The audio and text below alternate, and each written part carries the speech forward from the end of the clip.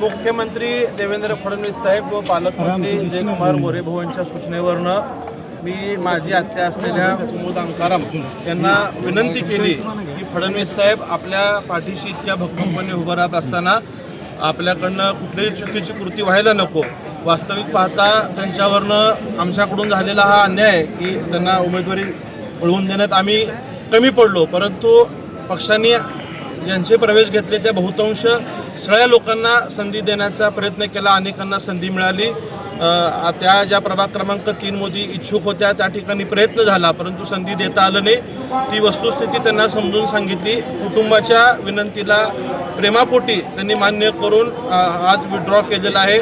स्वतः फडणवीस साहेबांनी आणि पालकमंत्री गोरे भाऊंनी शब्द दिलेला आहे की जो त्यांच्यावरती अन्याय झाला आहे तो येणाऱ्या काळात पक्ष निश्चितच भरून काढेल आणि ती आम्हा सगळ्यांची जबाबदारी असेल. आम्ही सुद्धा त्यांना विनंती केल्यामुळं मान देऊन या ठिकाणी विड्रॉ केलेला आहे. भारतीय जनता पार्टीसोबत सक्रिय प्रचारात त्यांचा राहील. भारतीय जनता पार्टीचे उमेदवार निवडून आणण्यामध्ये त्यांचा सिंहाचा वाटेल हा विश्वास मी कुटुंबाच्या वतीने आपल्याला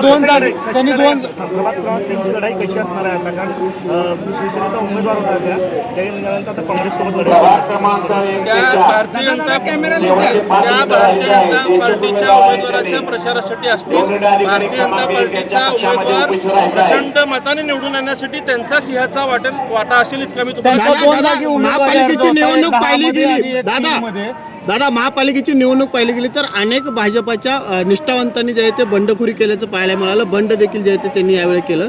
ते कुठेतरी बंड थांबवण्यात आलेलं आहे का, काय सांगा? बहुतांश सगळ्या निष्ठावंत लोकांना आम्ही तिन्ही आमदारांनी विनंती केली आहे. अनेक लोकांनी माघार सुद्धा घेतलेली आहे. वेळेच्या गडबडीत जरी काही निष्ठावंत किंवा जुन्या सहकाऱ्यांचे फॉर्म राहिले असतील तर पुढच्या काळात सुद्धा आम्ही त्यांना भेटून विनंती करून त्यांनाही सोबत घेण्याचा आम्ही प्रयत्न करतो. घडामोडी काल रात्री घडलेल्या होत्या. त्यांचं म्हणणं आहे की आम्ही विरोधी एक पॅनल तयार करतोय भाजपच्या विरोधामध्ये. प्रभाग क्रमांक 5 मधून तुमच्यासोबत ते भाजपमध्ये प्रवेश केला, तिकीट मिळालं, समोरच्याला मिळालं असं त्यांचा आरोप आहे. 5:30 वाजता एबी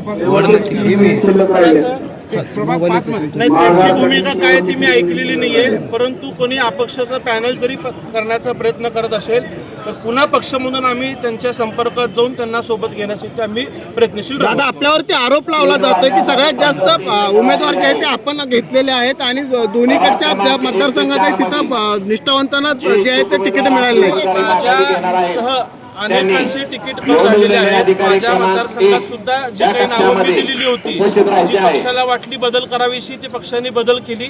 हा प्रत्येकाच्या मतदारसंघात झालेला आहे. काही नावं आमदारांच्या आणि शहराध्यक्षांच्या समन्वयाने झालेत, तर काही नावं ही प्रदेशांनी घेतलेले आहेत. धक्का सगळ्यांनाच कमी जास्त प्रमाणात बसलेला आहे, परंतु पक्षाचा निर्णय हा अंतिम असतो. पक्षाने ज्यांना उमेदवारी दिलेली आहे त्या सगळ्यांचं आम्ही कमळ चिन्ह प्राधान्य ठेवून काम करू. काल सुद्धा मी भूमिका मांडली होती. सख्खी आत्या जरी दुसऱ्या पक्षातून उभारलेली असेल तर कमळ हाच माझा उमेदवार आहे ही भूमिका काल स्पष्ट केली. पण मला आनंद आहे की त्यांनी कुटुंबासाठी विशेषतः स्वर्गीय तात्यासाहेब, स्वर्गीय महेश अण्णांवरती प्रेमापोटी त्यांनी आज माघार घेतली. निश्चितच येणाऱ्या काळात फडणवीस साहेब असतील, पालकमंत्री जयकुमार गोरे साहेब असतील, त्यांना आणि मी स्वतः सुद्धा कुटुंब म्हणून त्यांना न्याय देण्यासाठी आम्ही प्रयत्न करू. Okay, thank you. कोणालाही दुखवलं नाही, त्यांना प्रेम आहे म्हणून सोबत आले.